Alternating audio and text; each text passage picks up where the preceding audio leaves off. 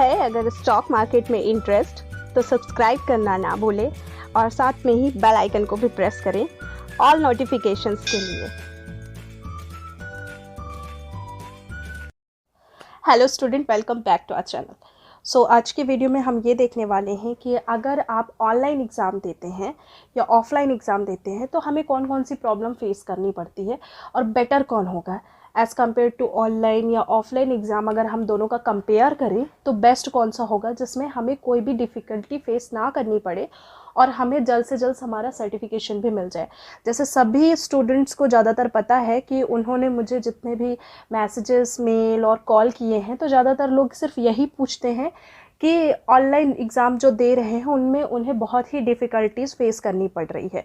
सो जो already exam दे चुके हैं उन्हें तो सिर्फ वेट करना पड़ सकता है, बट आगे आने वाले टाइम में अगर आप एग्ज़ाम देने वाले हो या देना चाह रहे हो सो उस टाइम के लिए हमें किसे फ़र्स्ट प्रेफरेंस देना चाहिए और चूज़ करना चाहिए। सो ऑफलाइन एग्ज़ाम ज़्यादा बेटर होता है, जो कि हम बोलते हैं कि सेंटर में जाके हम जो एग्ज़ाम देते हैं वो बेटर होता है, या ऑनलाइन जो हम घर में दे सकते हैं, अपने ऑफिस में दे सकते हैं, या एग्ज़ाम फ्रॉम एनीवेयर करके जो आता है। सो मैं आपको यही बोलूँगी कि सबसे पहली बात तो हम ऑनलाइन और ऑफलाइन का कंपेयर देख लेते हैं।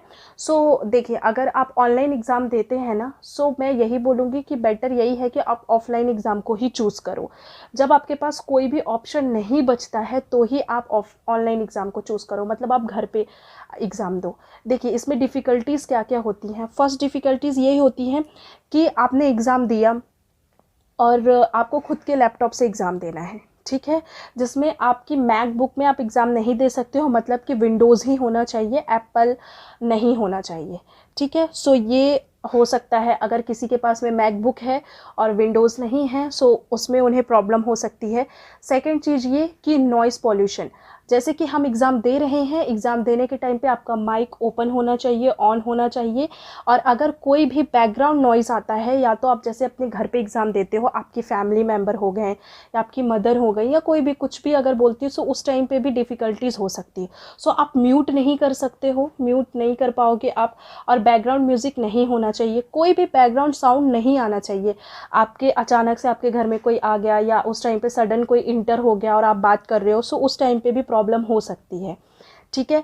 एंड थर्ड चीज़ ये होती है कि कैमरा आपका ऑन होना चाहिए। अगर आपका फेस सही नहीं दिख रहा है, ब्लर दिख रहा है, या नेटवर्क इशू होने की वजह से आपका फेस प्रॉब्लम हो रहा है, जैसे कि आप कैमरा में नहीं दिख रहा है या आपकी कैमरे की क्वालिटी अच्छी नहीं है लैपटॉप की, सो उस टाइम पे भी आपको प्रॉब्लम देखनी पड़ सकती है अगर आपका फेस शो नहीं हो रहा है।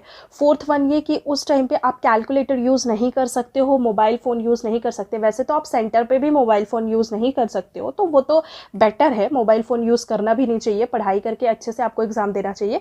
बट आप अगर सेंटर पे भी एग्ज़ाम दे रहे हो तो मोबाइल फ़ोन यूज़ नहीं करोगे। बट घर पे अगर बहुत सारे स्टूडेंट ऐसे होते हैं कि सोचते हैं कि चलो ठीक है, घर पे तो एग्ज़ाम देना तो हम मोबाइल फ़ोन यूज़ कर लेते हैं, किसको पता चलेगा, बगल में कोई बैठा हुआ है और अगर वो मुझे बता दे रहा है, मुझे आंसर दे रहा है गूगल से सर्च करके, तो वो सारी एक्टिविटीज़ भी वो कहीं ना कहीं आपकी कैप्चर करते हैं, ठीक है।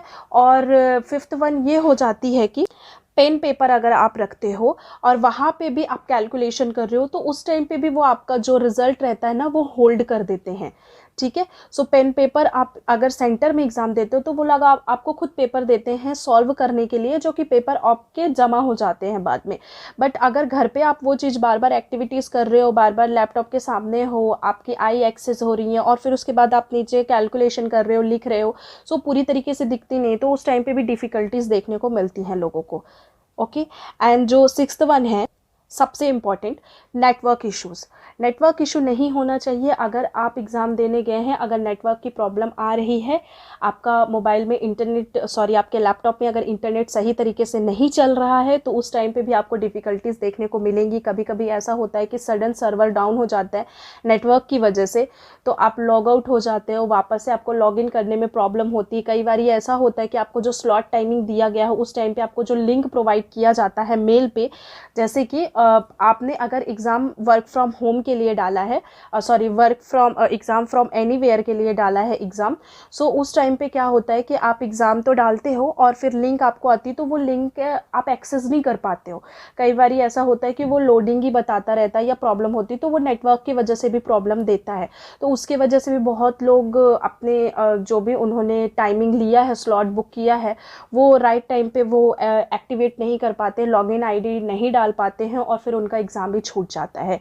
सो बहुत सारी चीज़ों की वजह से आपके 1500 भी चले जाते हैं, जो कि आप 1500 आपका एग्ज़ाम फ़ी है और आप एक्सेस करना चाह रहे हो, सोच रहे हो, ऑब्वियस सी बात है अगर ऑनलाइन का हमें मिल रहा है अथॉरिटी की चलो ठीक है आप ऑनलाइन एग्ज़ाम दे सकते हो घर बैठे, तो कोई भी बंदा होगा तो यही सोचेगा कि चलो ठीक है मुझे ऑनलाइन एग्ज़ाम दे देना चाहिए, मुझे कहीं पे सेंटर पे जाने की ज़रूरत नहीं है। क्योंकि बहुत जगह पे ऐसी होती है कि लोगों के घर के नियर बाई एग्ज़ाम नहीं हो पाते हैं, जैसे कि बड़ी सिटी में जो रह रहे हैं, चलो ठीक है पुणे में है, मुंबई में है, या अगर आप दिल्ली में हैं, या आप इंदौर में हैं, भोपाल में हैं, जबलपुर में, तो फिर भी आपको NSCIT सेंटर मिल जाते हैं। बट उसके अलावा बहुत लोग ऐसी छोटी छोटी सिटी में भी रहते हैं जो एग्ज़ाम देना चाहते हैं बट नहीं दे पाते।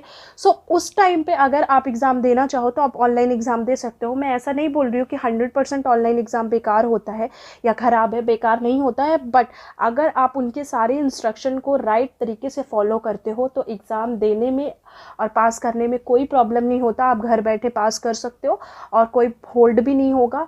आपको बस प्रिपरेशन अच्छे से करनी है और जो आपको उन्होंने जो गाइडलाइन दिया है उसे पूरी तरीके से उसे फॉलो करना है। गाइडलाइन में ये है कि अगर आप बैठे हुए हो तो आपके जो बैकग्राउंड रहेगा वो वाइट बैकग्राउंड होना चाहिए जिससे आपका फेस एकदम क्लियर दिखे, ठीक है। कोई भी नॉइज़ पॉल्यूशन नहीं होना चाहिए, इंटरनेट आपका सही तरीके से चलना चाहिए, उस टाइम पे कोई प्रॉब्लम ना हो। आपको मोबाइल में, लैपटॉप में, कैलकुलेटर में, ये सब में नहीं देखना है, क्योंकि उसमें क्या रहता है कि अगर बार बार आप टैब ओपन और ऑफ करते हो लैपटॉप में भी, या आपने सडन आप टैब ओपन कर रहे हो, गूगल पे सर्च करने लगे, यहाँ पे एग्ज़ाम दे रहे हो, तो वो सारी चीज़ें एक्सेस होती हैं। आपसे भी बहुत ज़्यादा होशियार है वो, अगर आपको घर पे बैठ के एग्ज़ाम देने के लिए दे रहे हैं वो लोग एक्सेस, तो कहीं ना कहीं वो आपसे बहुत ज़्यादा होशियार है इसलिए दे रहे हैं। तो ये सारी चीज़ें आपको फॉलो करनी है। और 2 घंटे का एग्ज़ाम होता है तो 2 घंटे तो आप बहुत अच्छे से दे सकते हो। अपने घर वालों को बता दीजिए कि भाई मेरा एग्ज़ाम है, 2 घंटे आप डिस्टर्ब मत कीजिए मुझे, थोड़ा 2 घंटे के लिए आप हो सके तो किसी अलग रूम पे ही बैठे जहाँ पे कोई भी नॉइज़ पॉल्यूशन ना हो, कोई भी दिक्कत ना हो, आपको कोई भी प्रॉब्लम ना फेस करनी पड़ी। और एग्ज़ाम देना है तो मोबाइल में नहीं देखना है, लैपटॉप का टैब बार बार ओपन और क्लोज़ नहीं करना है कि चलो एक में गूगल क्रोम ओपन कर लेते हैं, एक में इंटरनेट एक्सप्लोर ओपन कर लेते हैं और ठीक है चलो मैं यहाँ से सारी चीज़ें एक्सेस कर लूँगा या कर लूँगी और फिर उसके बाद तो उनको पता नहीं चलेगा। तो ऐसा कुछ नहीं। आपके साथ में कोई आपका फ्रेंड या आपका रिलेटिव नहीं होना चाहिए जिससे आप बात कर रहे हो कैमरे के सामने या कैमरे में किसी और का भी फेस दिख रहा है, तो ये सारी चीज़ें नहीं होना चाहिए। बस इतना ही इंस्ट्रक्शन अगर आप फॉलो कर लेते हो तो आपका एग्ज़ाम होल्ड नहीं होगा। जो बहुत सारे लोग ऐसे होते हैं कि एग्ज़ाम देते हैं बट वो लोग पास भी उनको डिक्लेयर कर दिया जाता है, बट उनका जो रिज़ल्ट रहता है वो होल्ड दे दिया जाता है। फिर 15 दिन 20 दिन आप अपील करो, फिर वो आपको बोल देंगे कि नहीं आपको दोबारा एग्ज़ाम देना पड़ेगा। तो मैं यही बोलूँगी कि अगर आप लोग किसी मेट्रो सिटी में या अच्छे सिटी में रहते हैं और पॉसिबिलिटीज़ है कि आप जा सकते हो सेंटर में एग्ज़ाम देने, तो सेंटर में चूज़ करो आप।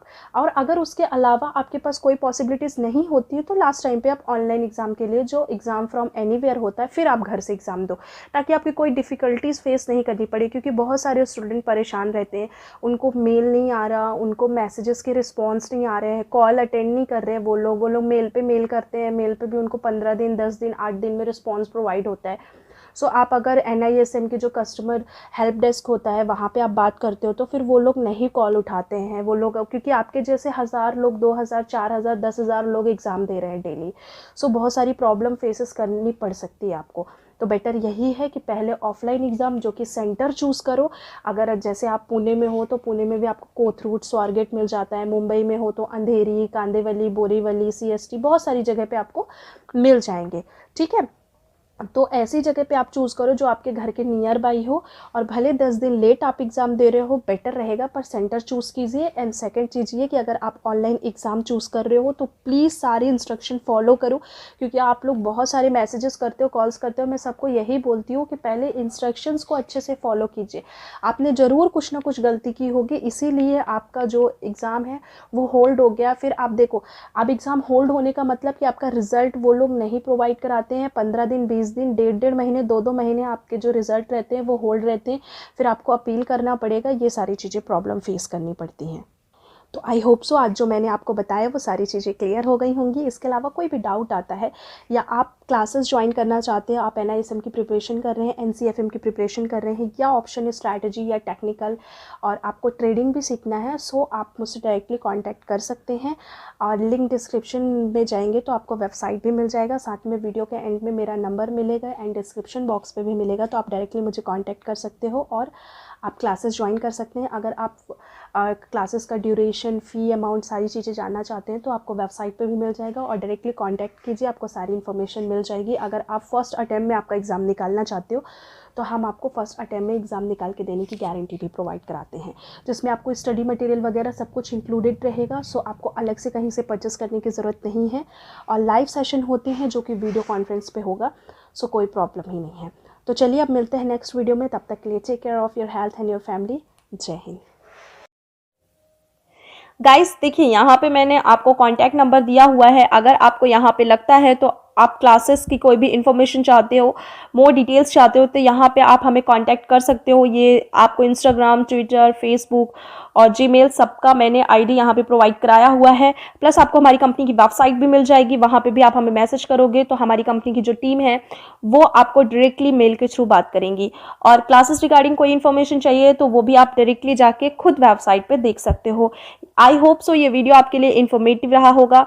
तो अब हम मिलेंगे नेक्स्ट वीडियो में, तब तक के लिए take care of your health and your family. जय हिंद। और साथ में यहाँ पे आप फॉलो करना ना भूलें। प्लस आपको बहुत सारी इन्फॉर्मेशन जो है वो डायरेक्टली आपको खुद वेबसाइट के थ्रू मिल जाएगी, तो आप वहाँ पे जाके खुद देख सकते हो, आपके लिए काफ़ी इन्फॉर्मेटिव रहेगी। तब तक के लिए बाय बाय।